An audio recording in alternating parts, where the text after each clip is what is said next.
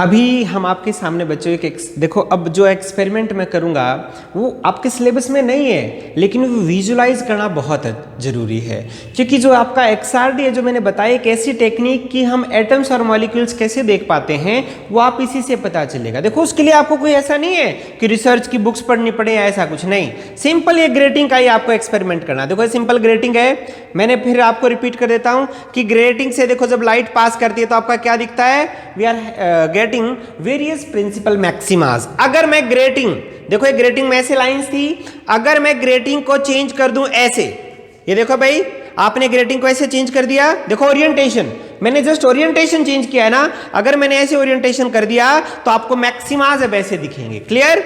ये देखो भाई मैं चेंज कर सकता हूं ना। अब जरूरी नहीं है कि जो स्पेक्ट्रम आपको ट्रांसपेरेंसी में ही मिले, यानी कर रिफ्रैक्शन में ही मिले। देखो रिफ्लेक्शन में भी मैक्सिमा, देखो रिफ्लेक्शन, ये देखो बच्चों, ये देखो भाई, अब ये रिफ्लेक्शन है, रिफ्लेक्शन देखो, रिफ्लेक्शन में भी आपको वही दिख रहा है। देखो ये we are having various principal maximas. Clear? यानी रिफ्लेक्शन में भी आपको दिखता है और रिफ्रैक्शन में भी आपको डिफ्रैक्शन दिखता है। ठीक है बच्चों, अब मैं एक बड़ा सिंपल सा एक्सपेरिमेंट करूंगा, ध्यान से सोचना इस बात को। ये मेरे पास मैंने दो ग्रेटिंग ले लिए बच्चों, दो ग्रेटिंग है। अब अगर मैं इन दोनों ग्रेटिंग्स को ऐसे मिला दूं, अब देखो दो ग्रेटिंग से अगर लाइट पास करेगी तो आपको कैसे दिखेगी। अब ये देखो दो ग्रेटिंग में कैसे हो जाएगा भाई, मेरे पास ये ऐसे ग्रेटिंग है, अभी तो ऐसे है, अगर मैं इनको ओवरलैप ऐसे कर दूं, ये देखो भाई, यानी इस ग्रेटिंग की लाइंस ऐसे हैं और इस ग्रेटिंग की लाइंस अब अगर मैंने ऐसे लगा दिया तो ऐसे हैं। तो देखो यानी बोर्ड पे आपका स्लिट्स का कॉम्बिनेशन कैसा दिखेगा, ये देखो या तो स्लिट्स ऐसे हैं, क्लियर, या आपकी स्लिट्स ऐसे हैं। ये दो ग्रेटिंग होगी ना, दो ग्रेटिंग को अगर ओवरलैप कर दे तो हमारे पास ये क्या बनेंगी, आपकी ये बनेंगी rectangular slits, automatically rectangular slits हो जाएंगी ना। देखो तो आप ये यहां पे रेक्टेंगुलर स्लिट बना सकते हो, और आप सोचो वैसे, आप वैसे सोचो कि अगर मैं दो ग्रेटिंग को ऐसे लगा दूं और लाइट वेव इससे क्रॉस करूं तो क्या दिखेगा, यानी ये when light is cross through this particular combination then what we can see. अब बताओ भाई क्या दिखेगा, सोचो। आपको लगता होगा कि जी लाइन ऐसे भी दिखेंगी और लाइन ऐसे, यानी अभी देखो मैं फिर कह देता हूं कि आपको अगर आपने ऐसे किया तो सपोर्ट आपको कितने दिखे, हार्डली 1 2 3 4 5, देखो अप्रोक्सीमेटली 5 ही दिखे ना। और अगर मैं इसको ऐसे लगा दूं दूसरे को तो आपको यहां भी कितने दिखे, 5 ही यहां दिखे, लेकिन वो दिखे। अगर मैं दोनों को मिला दूं तो बच्चे क्या मानेंगे, ये देखो दोनों को मैंने ऐसे मिला दिया बच्चों, एक की एक्सिस देखो, ये दोनों ऐसे एक्सिस थी, एक की ऐसे कर दी, एक की ऐसे कर दी। क्लियर? तो यही कॉम्बिनेशन हो गया। तो अब क्या दिखेगा बताओ, अब ऐसे मानेंगे ना बच्चे कि 5 यहां दिखेंगे, 5 यहां, सिर्फ 5 5 ही दिखेंगे ना। देखें अभी, ये देखो, अरे देखो, यानी आपको 5 5 नहीं दिखे, आपको बहुत सारे दिखे। देखो भाई इन एडिशन, देखो वो तो दिख ही रहे हैं 5 5 आपको। ये देखो बच्चों क्लियर दिख रहा है कि नहीं? देखो बहुत अच्छा एक्सपेरिमेंट है ये, मैंने बताया सिलेबस में नहीं है, लेकिन विजुअलाइजेशन के लिए और XRD टेक्निक समझने के लिए सबसे जरूरी है ये देखो भाई, ये देखो भाई, यानी यहां पे अब आपके रेक्टेंगुलर स्लिट्स बन गई बच्चों, और रेक्टेंगुलर स्लिट से ऐसे डिफ्रैक्शन आया। तो अगर हम इस डिफ्रैक्शन को स्टडी करके क्या हम नहीं बता सकते कि यहां जो रेक्टेंगुलर स्लिट्स में इस डायरेक्शन में क्या डिस्टेंस है और इस डायरेक्शन में क्या डिस्टेंस है। सेम रिफ्लेक्शन में भी देख लेते हैं हम, ये देखो भाई, ये देखो रिफ्लेक्शन में भी वैसे ही बना, रिफ्लेक्शन देखो भाई, ये देखो भाई रिफ्लेक्शन में भी बहुत सारे डॉट्स आए बच्चों, और सारे डॉट्स क्या आपके सिमेट्रिक हैं। क्लियर बच्चों? देखो मैं फिर आपको दिखा रहा हूं, ये देखो क्या दिखा आपको, रेक्टेंगुलर दिखा, ऐसा ही। अच्छा अगर मैं इसकी एक्सिस चेंज करूंगा तो ये देखो भाई, दो की मैंने एक्सिस चेंज की तो देखो अब क्या दिखेगा, अब ये देखो भाई और भी दिखे आपको, और एक्सिस चेंज की मैंने, दोनों को ऐसे मिला दिया, दोनों की एक्सिस सेम कर दी, देखें क्या दिखेगा, अब ये ओवरलैप हो गए बच्चों। ये क्लियर?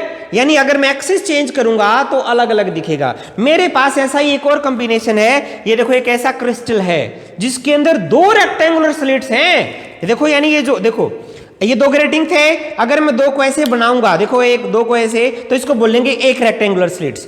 ऐसे ही आप एक और रेक्टेंगुलर स्लिट ले लो और उसकी एक्सिस चेंज करो तो आपको ये आपका क्रिस्टल बन जाएगा। अभी दिवाली का टाइम है तो लेजर भी आते हैं, साथ में क्रिस्टल भी आते हैं। कैसे?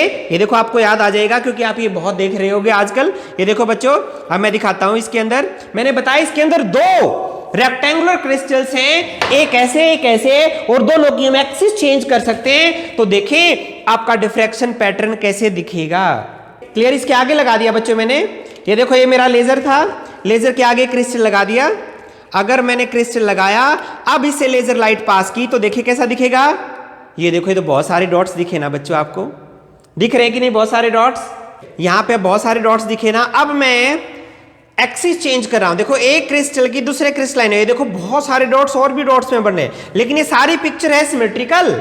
ये देखो भाई, ये देखो ऐसे दिखे ना डॉट डॉट से, ये देखो, ये देखो, और अब ये दोनों आपके अलाइन हो गए। देखो यहां पे दो रेक्टेंगुलर स्लिट्स अलाइनमेंट हैं, यानी एक रेक्टेंगुलर स्लिट से आपको ऐसा दिखता है। क्लियर?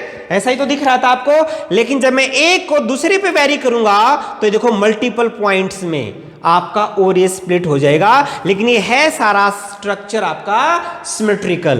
तो अब एक चीज देखो बच्चों, यानी जब मैंने दो रेक्टेंगुलर स्लिट से क्रॉस किया तो ये देखो कितना सुंदर स्ट्रक्चर दिखता है। और अगर ये कंटिन्यूअस चलता रहे तो आपका लेजर बीम, ये देखो ना डांस करने लगती है ना लाइट, ये डांसिंग लाइट आपकी बन गई बच्चों।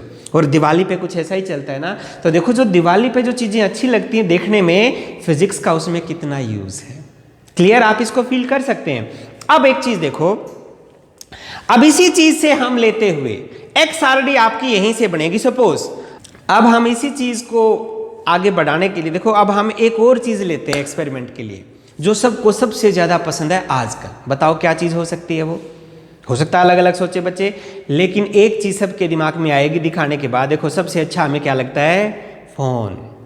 फोन को तो आप देखते ही हैं, लेकिन क्या आपने फोन देख के कभी सोचा कि ये कैसे बना होगा? चलो वो सोचते हैं बच्चे, क्यों भड़क ले, लेकिन क्या आपने सोचा कि इसके ऊपर दिखता कैसे है? स्क्रीन पे क्या चीज होती है? आपने कभी सोचा बच्चों? जब आप मार्केट में परचेज करने जाते हैं, आप ये तो बोल देते हैं हमें हाई डेफिनेशन चाहिए, या हमें 4K पिक्सल चाहिए, या सिंपल डेफिनेशन। क्या आप ये पूछते हैं कभी स्क्रीन के ऊपर क्या होता है? मैं एक बार इसका दिखा देता हूं। देखो अब ये जो स्क्रीन है, मैं ये जो आपकी स्क्रीन है बच्चों, देखो ये आपकी लेंथ है, ये आपकी ब्रेथ है। तो जो आपको दिखता है ना, यहाँ पे आपके होते हैं पिक्सल्स। नाम सुना आपने पिक्सल्स? पिक्सल्स क्या है? ये आपकी एलईडी स्क्रीन है। क्या ये एलईडी स्क्रीन है? तो इस पे ना बहुत सारी एलईडीज है। देखो ये एक ये एलईडी है, एक ये एलईडी है, एक ये एलईडी है, एक ये एलईडी है, ये आपकी एक और एलईडी है, ये आपकी एलईडी है। तो ऐसे ही ये एक और एरे ऐसे आएगा आपका एलईडीज का। ये आपकी मान लो फोन की स्क्रीन बन गई बच्चों। अब मुझे बताओ इसमें कितनी एलईडी होगी भी? 1 2 3 4 5 6 6 ऐसे हैं, 1 2 3 4 5 6 ऐसे हैं। तो एक ऐसी होगी जिसपे 36 पिक्सल्स होंगे बस, यानी स्क्रीन पे आपके 36 पिक्सल्स हैं। लेकिन जो फोन की जो अगर मान लो ये फुल एचडी है, तो आपको पता है उस पे कितना होता है? फुल एचडी, फुल अगर एचडी स्क्रीन है बच्चों, तो उसके क्या होते हैं? 980 मल्टीप्लाइड बाय 1020, यानी ऐसे पिक्सल्स होंगे 1980 और ऐसे पिक्सल्स होंगे 1020। देखो यहां पे तो एलईडी का साइज बड़ा हो गया है ना, लेकिन एक्चुअल में एलईडी अगर यहां पे आप इतने साइज में 1980 लगा दोगे तो मुझे बताना दो एलईडीज के बीच में देखो कितना कम स्पेस हो जाएगा। ये उतना ही स्पेस हो जाएगा कि आपकी विजिबल लाइट की वेवलेंथ जो होती है।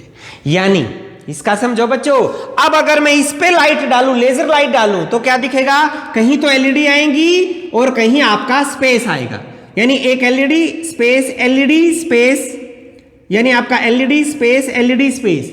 तो अब ये जो स्पेस है वो क्या होगा? तो ओपेक पोर्शन की तरह ट्रीट होगा ना, और जो एलईडी है वो लाइट को आपका रिफ्लेक्ट कर देगी बच्चों। तो यानी यहां पे हम क्या कह सकते हैं? It is a kind of rectangular slit. अब ये रेक्टेंगुलर स्लिट आपकी होगी है। अब एक चीज देखो, अगर आपको ये फोन के पिक्सल्स का साइज आपको निकालना है, फोन के पिक्सल्स का, हम देख नहीं सकते पिक्सल्स, लेकिन डायरेक्ट हम देख नहीं सकते बच्चों पिक्सल्स को। अब देखो अगर आपको फोन के पिक्सल्स यानी फोन की क्वालिटी का पता करना है, फोन के पिक्सल्स का आपको साइज निकालना है, देखो ये एक को हम बोलेंगे पिक्सल। तो मुझे बताओ क्या करना पड़ेगा? ये फोन लो, लेजर लाइट लो, और अब देखो अब क्या करना है हमें? बस वही जो हमने रेक्टेंगुलर स्लिट के केस में किया था, फोन को यहां इस पे डालोगे तो ये देखो बच्चों, ये देखो भाई यहां पे हमें ना ये देखो ध्यान से अगर आप देख पा रहे होगे बच्चों, तो हमें इस डॉट के साथ बहुत सारे डॉट्स दिखाई दे रहे हैं, एक ही डॉट के साथ। ये देखो, हाँ देखो सिंपल सा एक्सपेरिमेंट आपने देखा बच्चों कि जब आपने लाइट फोन पे डाला तो यहाँ पे क्या आया, देखो बहुत सारे डॉट्स आए और ये आपका क्या था, डिफ्रैक्शन। इसी डिफ्रैक्शन को अगर स्टडी करके हम बता सकते हैं कि आपके पिक्सल्स का साइज क्या है। सेम हम करते हैं XRD के अंदर।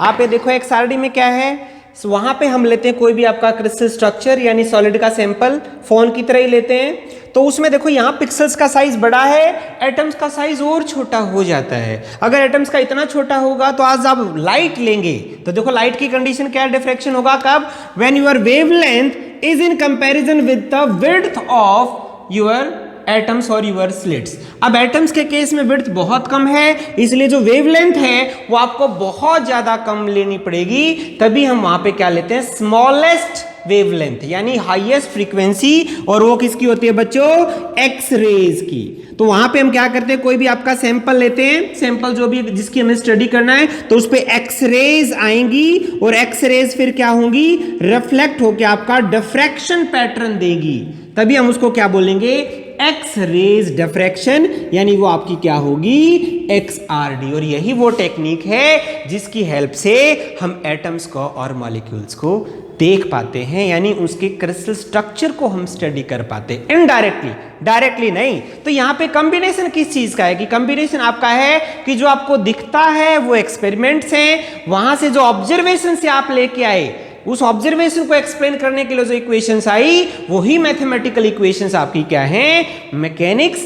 बड़े ऑब्जेक्ट के केस में वो क्लासिकल मैकेनिक्स हैं, जब एटम्स या मॉलिक्यूल्स की बात आ जाती है तब वहां वो क्वांटम मैकेनिक्स बन जाती है। तो ये बच्चों आपके जो मैंने आपका मेन जो पार्ट है कि ऑब्जर्वेशन से हम कैसे थ्योरेटिकल एस्पेक्ट्स में जाएं, और यहां पे आपको पता चला कि सच क्या है, जो दिखता है वो तो सच नहीं है, सच वो है जिससे आप एक्सप्लेन करते हो। अब आपको पता चला है कि जो आपका जो लाइट है उसकी नेचर पार्टिकल नहीं है, वो वेव नेचर है। क्लियर बच्चों, ठीक है, ओके।